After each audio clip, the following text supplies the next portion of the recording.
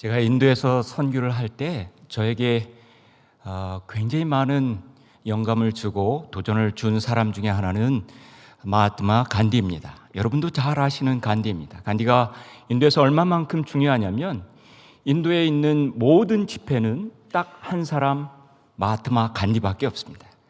우리나라 집회는 그래도 다양한 사람들이 있잖아요. 인도는 마하트마 간디 외에는 아무도 화폐에 있지 않습니다. 그만큼 인도의 위대한 영혼이고, 우리가 아는 대로 전 세계에 가장 가난하고 검소한 삶을 통해서 인도의 독립을 이끌어냈던 아시아의 굉장히 귀중한 영혼입니다. 인도의 수도 뉴델리에 가면 간디 박물관이 소박하게 있습니다. 그가 평소에 인도의 독립운동을 이끌면서 썼던 다 낡아빠진 물레, 그리고 하나의 옷, 그거밖에 없어요. 너무 소박해서 내가 이 박물관을 잘못 찾아왔나 싶을 정도로 너무나 소박하고 검소합니다. 이 간디의 박물관에서 늘 선교사였던 제게 아주 큰 울림을 주는 글귀가 하나 있습니다. 간디 박물관에 들어가면 그 큰 기둥 아래 뭐라고 써 있냐면 My life is my message, my message is my life. 내 삶이 내 메시지고 내 메시지가 내 삶이다 라고 이야기를 합니다. 인도는 종교의 나라입니다. 힌두교, 불교, 이슬람교, 시크교, 여러분이 상상하는 모든 종교는 다 있습니다. 현대 힌두교는 3억 3천 개의 신이라고 하면 모든 것들이 다 신이 될 수 있는 이 나라에서 간디가 인도에 있는 모든 사람들에게 참 진리는 삶을 통해서 드러난다라고 이야기하고 있습니다. 예, 맞습니다. 모든 종교는 진리가 삶으로 드러나는 것이 가장 핵심적입니다.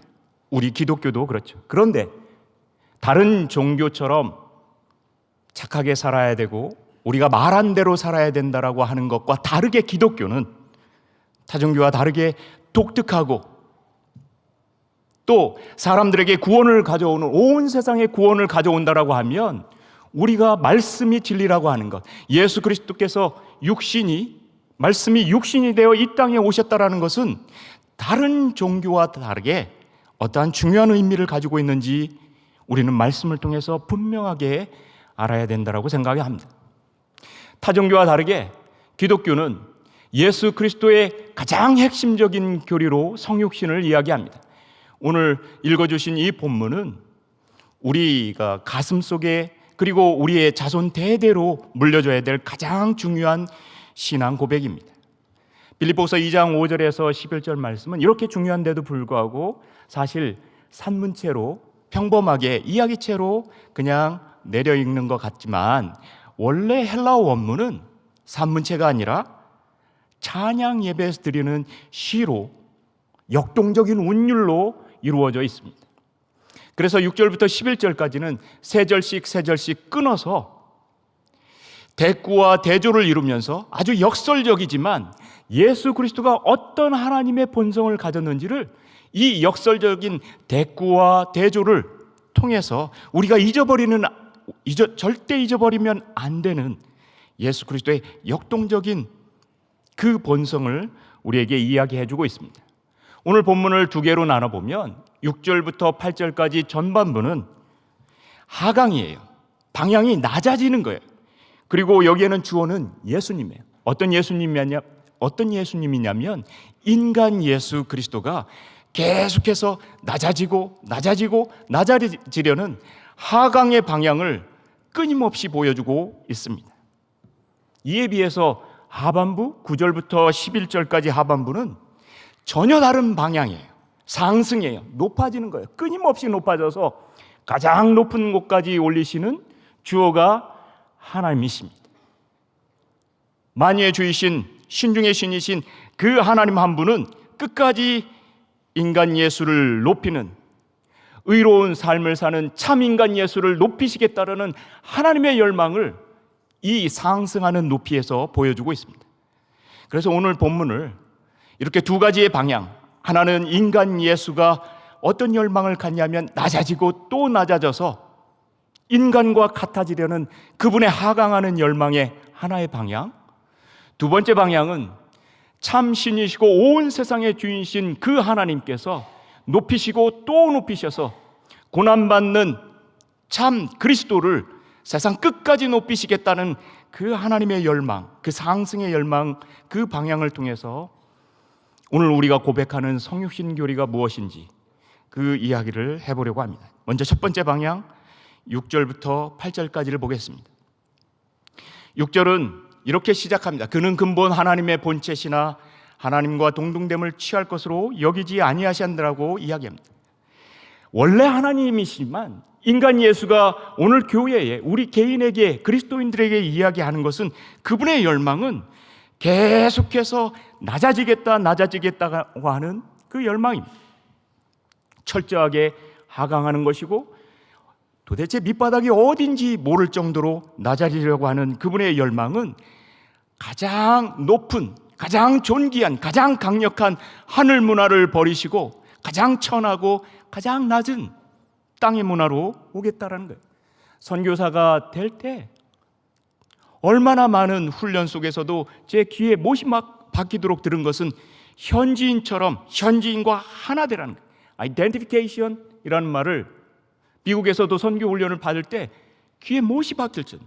현지인처럼 먹고 가난한 현지인처럼 살고 그 집에서 살고 그렇게 되는 것이 선교의 첫걸음이라고 이야기하신 것처럼 예수 그리스도는 하늘 본체시지만 하나님의 존귀하심을 가지셨지만 하나님의 부귀하심을 가지셨지만 하나님의 능력을 가지셨지만 마치 그 존귀와 그 부귀와 그 능력을 가지시 않으신 것처럼 다 포기하셨다고 이야기합니다.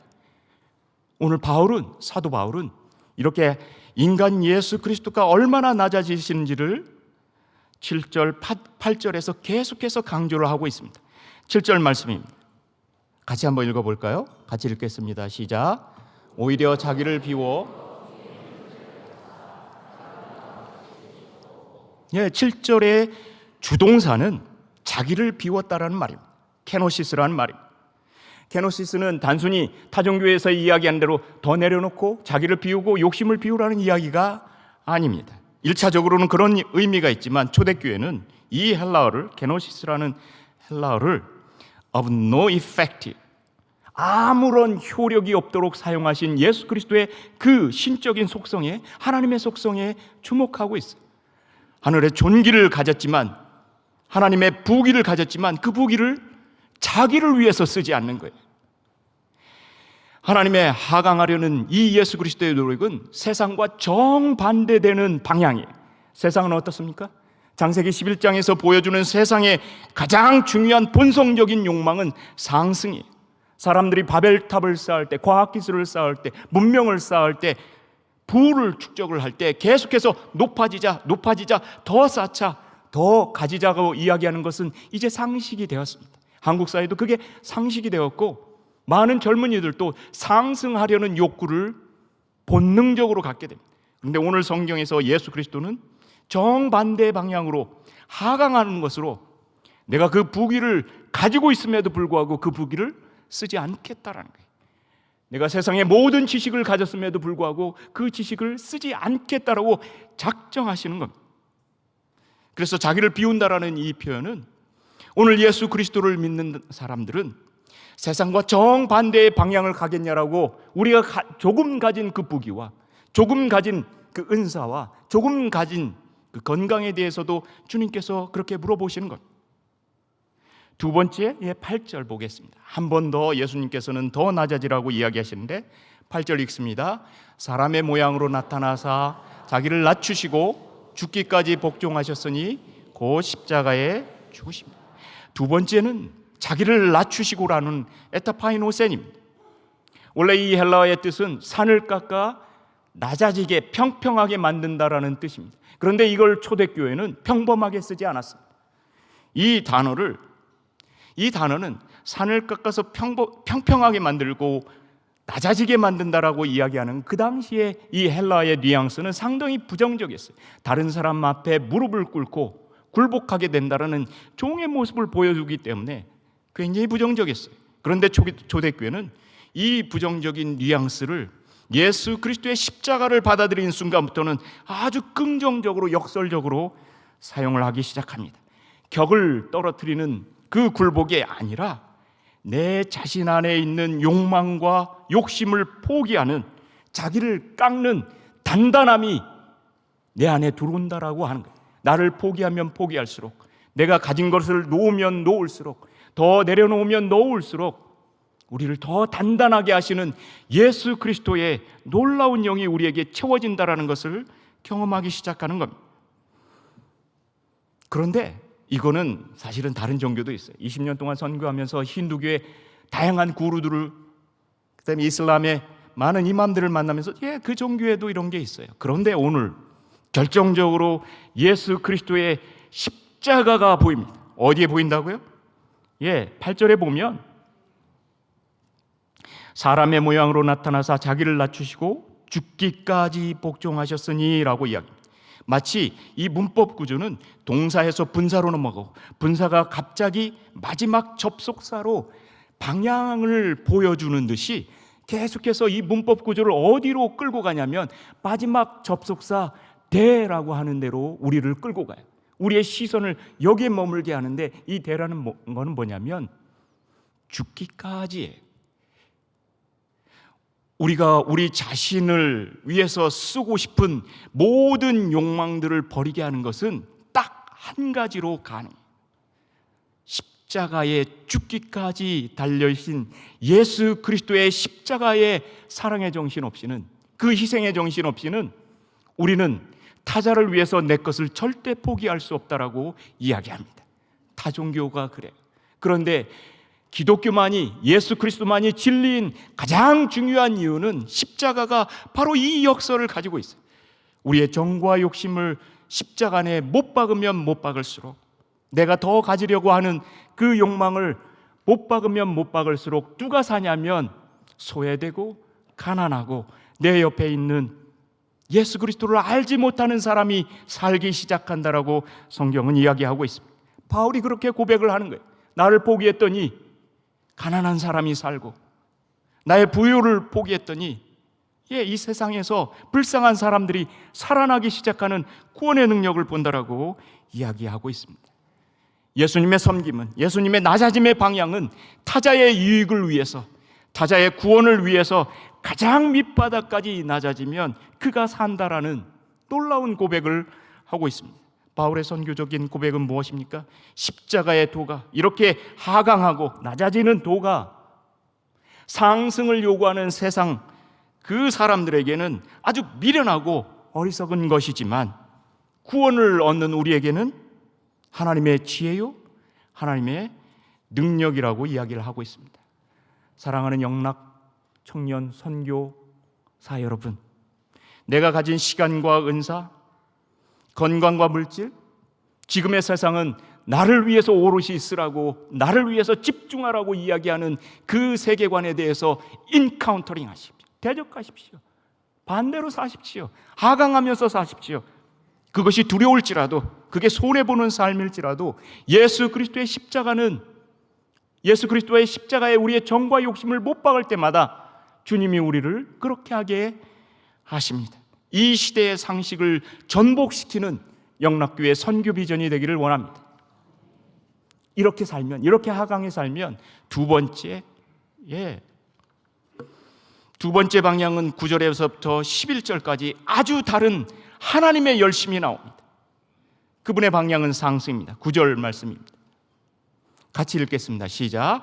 이러므로 하나님이 그를 지극히 높여 모든 이름 위에 뛰어난 이름을 주사. 9절은 어떻게 시작합니까? 이러므로라고 시작을 합니다. 한 단어로, 한 접속사로 이루어진 것 같지만 원어는 디오 플러스 카이라고 하는 두 접속사가 있습니다. 디오카이라는 말은 논리적인 확신이야. 경험적인 논리의 확신을 이야기해주는 접속사예요. 이렇게 살면 여러분 반드시라는 이야기예요. 여러분, 여러분의 삶을 포기해서 다른 사람, 가난하고 소외된 사람뿐만 아니라 이 세상에서 외로운 사람들을 위해서 여러분의 시간과 물질, 여러분의 은사를 쓴다라면, 이렇게 산다라면 반드시 누가 높이셔요? 하나님께서 우리를 높이십니다라고 이야기합니다. 마치 히브리서 기자가 고백하는 것처럼 여러분, 예수 그리스도의 십자가의 삶을 따라 사는 사람들, 좁은 길을 가는 사람들, 그 진리를 위해서 몸으로 세상 가운데 좁은 문을 선택한 사람들은 반드시 하나님께서 그를 높이십니다. 수많은 허다한 구름 같은 증인들이 이것을 증거합니다라고 신앙의 논리를 이야기하는 거예요. 여러분, 그게 성경 기자들만 그렇습니까? 아닙니다. 한국교회가 선교를 받은 그날부터 한국교회는 수많은 사람들이 내가 가난한 자들을 위해서 내 유익을 포기하고 그들을 섬겼더니 하나님께서 나를 높였다는 고백은 바로 한국교회의 수많은 성도들의 고백이에요. 신앙의 논리예요. 신앙의 확신이에요. 요즘 젊은 청년들이 이야기하는 대로 이것은 팩트예요. 하나님께서 반드시 의를 위해서 고난을 받고 진리를 위해서 자기의 삶을 다 들여서 낮아지며 사는 사람들은 반드시 하나님께서 그를 높이신다라고 이야기합니다. 어떻게 높이시냐고요? 9절에서 하나님이 그를 지극히 높여 히페르소센이라는 말을 쓰고 있습니다. 이것은 하나님이 주체가 됩니다. 하나님이 주어인데 이 이야기는, 이 동사는 단 한 번의 극적인 행동이에요. 여러 번 하지 않아요. 우리가 전반부에서는 예수님이 자기를 낮춘다, 자기를 비운다, 여러 차례에 대해서 마치 훈련하는 것처럼 나를 내려놓는 훈련이지만, 그렇게 사는 사람은 하나님이 어떻게 하신다고요? 기적처럼 단번에 그를 온 세상 가운데 가장 높은 곳으로 올리신다는, 공간적인 상승뿐만이 아니라 가장 질적인 상승으로 최고 높은 곳에 하나님이 높이신다는 거예요. 의를 위해서 고난받고 좁은 길을 가는 것이, 좁은 문을 선택하는 것이 때로는 두렵고 힘들고, 세상 사람들은 심지어 부모조차도 가지 말라고 이야기하지만 예수 그리스도의 진리를 위해서 그 길을 선택한 사람들은 생명의 문이 보이기 시작하는 거고, 그 생명을 이끄시는 그 하나님을 경험하는 놀라운 역사를 경험하게 된다는 것입니다. 그 하나님은 뭐라고요? 하늘에 있는 자들과 땅에 있는 자들과 땅 아래에 있는 자들로 모든 무릎을 예수의 이름에 꿇게 하고, 11절, 모든 입으로 예수 그리스도를 주라 시인하여 하나님 아버지께 영광을 돌리게 하느니라.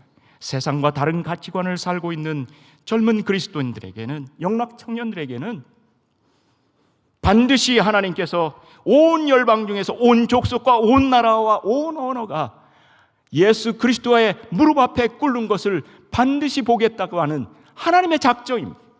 하나님의 선교는 하나님이 일하시는 그분의 작정을 보는 거예요. 제가 너무 열받았죠. 선교사 출신이라 이렇습니다. 하나의 제 선교 경험 이야기를 하고 마칠까 합니다. 저는 2001년 저희 교단의 종회 파송 선교사로 인도에서 사역을 했습니다.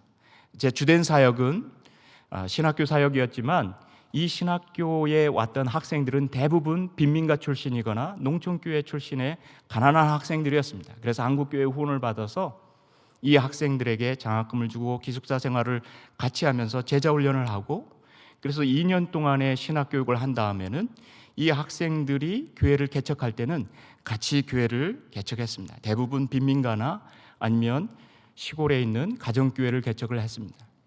제가 굉장히 잘 아끼고 소중하게 생각했던 제자가 2년 만에 신학을 마치고 불가촉 천민의 아주 낮은 카스트의 청년이었는데, 너무너무 예수 그리스도에 대한 복음 전파에 대한 열망도 많고 성실해서 이 청년이 자기 마을로 내려가서, 농촌에 가서 교회를 개척하겠다고 갔습니다. 그런데 이 청년이 정말 인도 사람답지 않게 아침에 일찍 일어나서 기도하고 전도하고 그렇게 열심히 해서 6개월도 안 돼서 교인들이 40명, 50명, 60명 계속 늘어나기 시작했습니다.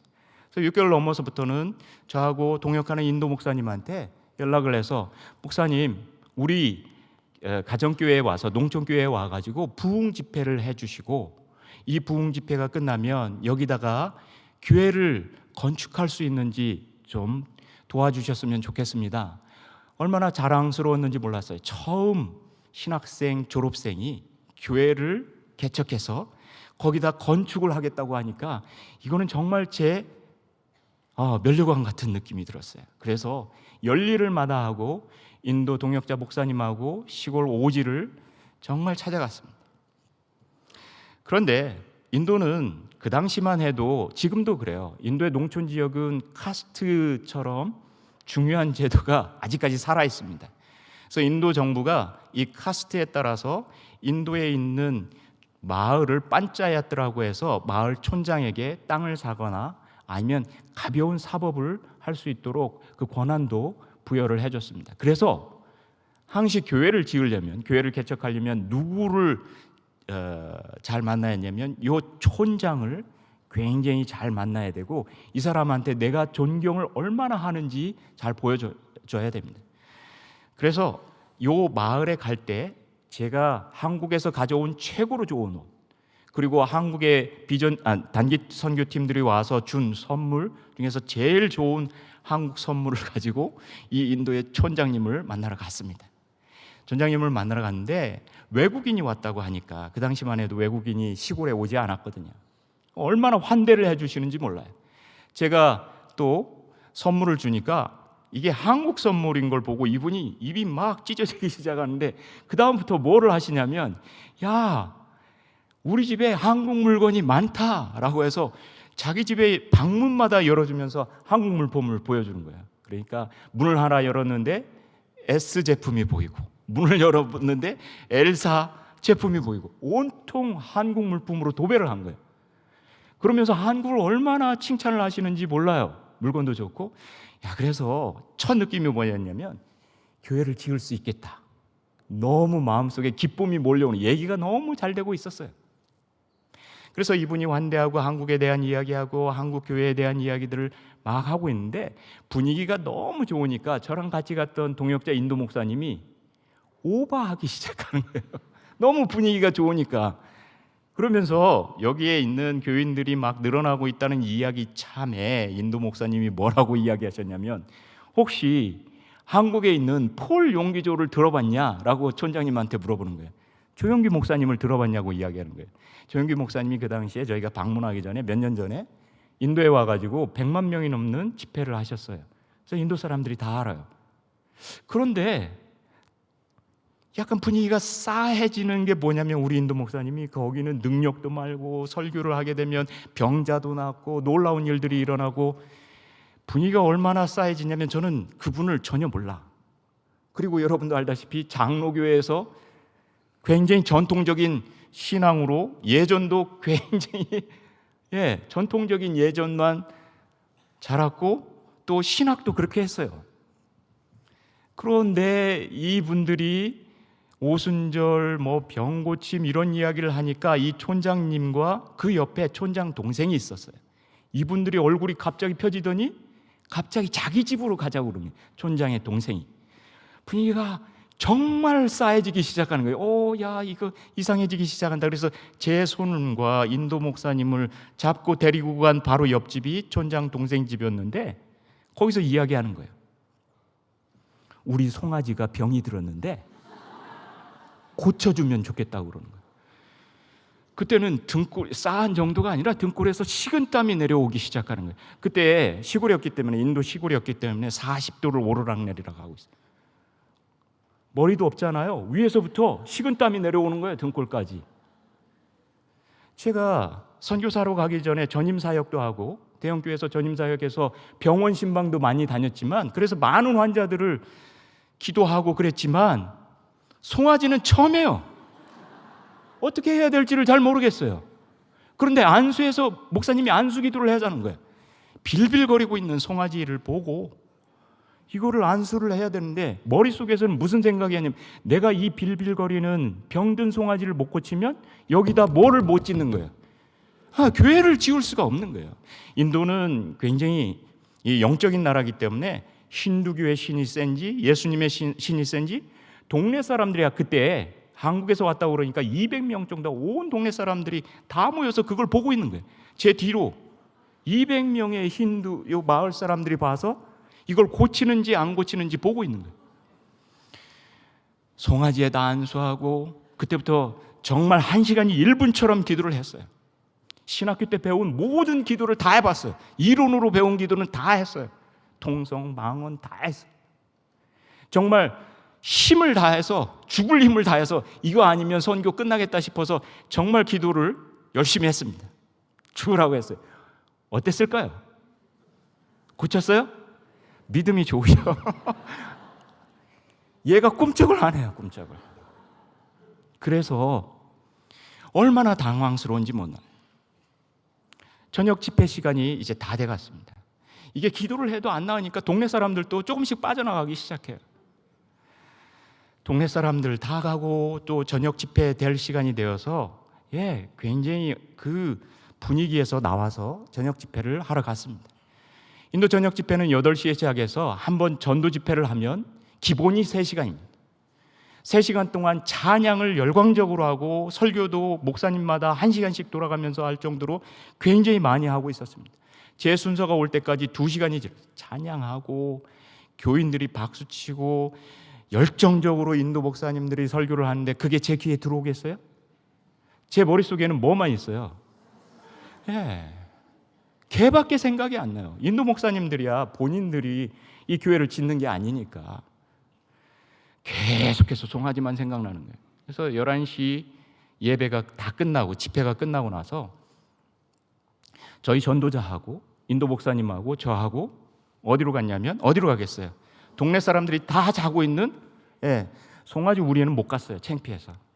거기서 한 10분 떨어진 데에서 셋이 기도를 했어요. 낫게 해달라고. 인도 목사님 이 분이 화근이 됐잖아요. 그래서 이분 보고 손잡고 기도하자고 그래서 새벽 1시까지 기도를 하는 거예요. 안 자고. 들어와서 하는데 사실은 나았는지 안 나았는지도 잘 모르겠어요. 다음 날 새벽 기도회가 있어요. 5시 반에 하는데 잠이 오겠어요? 제정신이 선교사면 잠이 안 오죠. 새벽 3시, 3시 반이 됐는데도 잠이 안 오는 거예요. 그래서 얄미운 우리 인도 목사님을 깨워가지고 3시 반에 또 그 자리에 가서 계속 기도를 했어요. 1시간을. 계속 기도를 했어요. 낫는지 안 낫는지는 모르겠지만. 그리고 그 다음 날에는 동네 사람들이 더우니까, 인도는 더우니까 낮에는 점심을 1시에 먹고 2시부터는 1시간 정도 잠을 잡니다. 동네가 조용해요. 그러면 그때 인도 목사님하고 저하고 전도자하고 또 거기 가서 뭐예요? 40도가 오르났는데 셋이 그냥 기도를 하고 있는 거예요. 동네 사람들이 없는 데에서 계속 기도를 했어요.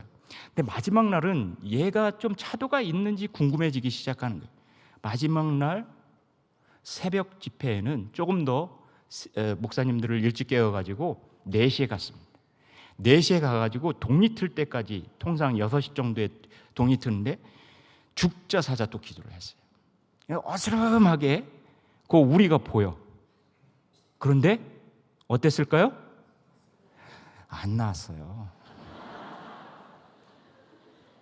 결국은 아침에 이제 제가 있는 신학교가 있는 센터로 돌아오기 직전에 이걸 어떻게 해야 될까 굉장히 고민이 돼서 늘 제가 인도의 오지나 빈민가나 이런 곳에 갈 때 여기가 굉장히 사건 사고가 많기 때문에 비상금을 줘요. 그래서 비상금을 가지고 갔는데 이 비상금을 전부 다 털었어요. 그리고 돌아오는 3등칸 우리나라 돈으로 1,000원, 1,500원, 2,000원 정도 되는 기차표 하나만 남겨놓고 전부 다 돈을 봉투에 넣어서 촌장님 댁에 갔습니다. 그리고 촌장님을 만났어요. 그리고 촌장님께 말씀을 드렸습니다. 사실은 내가 열심히 기도를 해봤지만 하나님께서 다른 뜻이 있는 것 같다. 그런데 이 돈을 받았으면 좋겠다. 내가 우리 목사님한테 들으니까 저 읍내에 수의사가 있다고 그러는데 수의사를 데려다가 이 송아지를 고칠 수 있으면 좋겠다. 약속하지만 내가 가진 전부니까 받아줬으면 좋겠다고 그렇게 수줍게 냈습니다. 그런데 이 촌장님이 막 웃으시는 거예요. 막 웃으시면서 이 봉투를 안 받는 거예요. 그러면서 제가 그 당시에 이제 그래도 현지어를 조금 할 줄 알았었는데 현지어로 귀에 팍 꽂히는 단어를 처음 하는 거예요. 목사님 그러시지 마시고 여기다 교회 지으세요 그러는 거예요. 제가 잘못 들은 줄 알았어요. 근데 목사님한테 다시 여쭤봤어요. 교회 지으래요 목사님. 그래서 물어봤죠. 왜 교회를 지으라고 그러냐. 근데 이 촌장님이 이렇게 이야기. 사실 당신이 오기 전에 내 동생이 송아지가 아파가지고 우리 마을에 있는 거기 힌두교 사원 큰 게 있어요. 거기에 사제가 있는데 이 사제한테 뿌자 좀 드려달라고, 여기 병 고침하는 예배 좀 드려달라고 사제한테 아이를 보냈는데 온다고 그랬다. 그런데 이 사람이 3번이나 온다고 그러고 안 오더라. 그런데 너는 외국인이지 않냐. 그런데 와가지고 내가 들은 바로는, 동네 사람들 말로는 새벽에 와서 기도하고 땡볕에 와서 2시에 기도하고, 계속 그렇게 기도를 하는데, 적어도 너가 가르친 이 사람들이 여기에 우리 동네에 매일같이 그렇게 기도해주고 복을 빌어주면 우리 동네에도 복이다. 우리 동네에 다 이득이 되니까 교회를 지어라. 그래서 처음 교회 개척을 그렇게 했어요. 근데 저는요, 여러분에게 제가 말씀드리고 싶은 것은 그 3등칸 열차를 인도 사람들에게 부대끼며 오면서 성령님께서 저한테 얼마나 많은 책망을 했냐면, 제 머릿속에 있는 하나님은, 제 머릿속에 있는 예수 그리스도는 이 송아지 낫게 하는 하나님밖에 없었어요. 온통 그거밖에 사로잡힌 적이 없어요. 능력과 권세와 힘을 가지신 하나님께서 고쳐주셔야만 교회가 섭니다라고 얼마나 부끄러운지 몰라요. 공부도 그렇게 하고 선교학도 가르쳤고 선교를 배운 사람이 그렇게 선교를 하고 있었어요. 그런데 선교는 하나님께서 하시는 게 선교라는 것을 그때 그 낡아빠진 기차 안에서 계속 성령님께서 말씀하시는 거예요. 사람의 힘으로 가는 게 아니라, 사람이 하는 방법이 아니라, 하나님의 교회는 하나님께서 하시는 방법으로 세워간다라는 것을 처음 선교 때부터 계속해서 말씀하시는 거예요. 여러분, 하나님의 교회는 하나님이 세워가시는 겁니다. 청년 여러분, 여러분의 선교, 내가 연약하고 어렵고 힘들어서 교회를 그렇게 하지 마세요. 그래도 하나님의 구원은 하나님께서, 내가 연약합니다, 내가 부족합니다, 나는 아무것도 아닙니다, 나 가진 것도 없어요. 세상 사람들은, 세상 친구들은 계속 이런 방법으로 세상을 그렇게 하지 마세요. 사도 바울이 뭐라고 고백해요? 우리가 이 보배를, 예수 그리스도의 보배를 이 질그릇에 가졌다라고 이야기해요. 우리는 연약하고 우리는 깨어지기 쉽지만 우리 안에 있는 가장 존귀하신 예수 그리스도, 우리가 믿고 있는 가장 존귀한 복음은 세상을 바꿔요. 하나님의 교회를 세워요. 저는 여러분의 선교가 국내든 해외든 여러분의 시간을 들여서 섬기는 곳에는 하나님께서 하나님의 구원을 이루어 가신다는 사실을 여러분이 배우시기를 원합니다. 그 하나님을 믿고, 비록 세상 친구들은 여러분보다 더 앞서 나간다고 할지라도 세상 방법대로 상승하는 방법이 아니라 예수 그리스도처럼 섬기고 예수 그리스도처럼 소외되고 아파하는 사람들과 함께 가려는 예수 그리스도의 십자가의 진리 안으로 간다면 반드시 그분이 여러분을 높이실 겁니다. 기도하겠습니다. 살아계신 하나님, 우리가 종종 살아계셔서 역사하시는 우리 하나님을 마치 죽어있는 다른 신들처럼 우리의 복을 빌고 그렇게 믿지 않았는지 다시 한번 고백합니다. 예수 그리스도께서 이 세상 가운데 십자가의 진리로 섬기시고 또 섬기셨던 것처럼 우리도 이 연약하지만 소외되고 아파하며 불쌍한 사람들을 섬길 때 하나님의 교회가 든든히 서게 하여 주옵소서. 특별히 영락교회 청년부를 주님 사랑하셔서 하나님의 선교에 대한 비전을 가지고 지치지 않는 섬김을 통해서 하나님 나라가 이 땅 위에 서는 것들을 보게 하여 주시옵소서. 온 땅 위에 높으신 예수 그리스도의 이름이 온 열방과 온 족속과 온 땅 위에 높으신 그 주님을 찬양하는 그날을 속히 보게 선교할 수 있도록 도와주시옵소서. 예수님의 이름으로 기도드리옵나이다.